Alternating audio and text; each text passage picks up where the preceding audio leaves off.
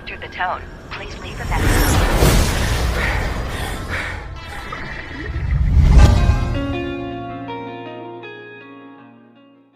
नमस्कार दोस्तों, स्वागत है आपको भोजपुरी म्यूजिक न्यूज में। तो लेके आ रहे हैं खेसारी लाल यादव कल सुबह तहलका मचाने बहुत ही ब्लॉकबस्टर सॉन्ग, हिंदी सॉन्ग। तो चलिए दोस्तों वीडियो को स्टार्ट करते हैं। वीडियो को स्टार्ट करने से पहले दोस्तों आप लोग हमारे चैनल पर नए हो तो चैनल को सब्सक्राइब करें और बेल आइकन दबाना दोस्तों नहीं भूलिएगा।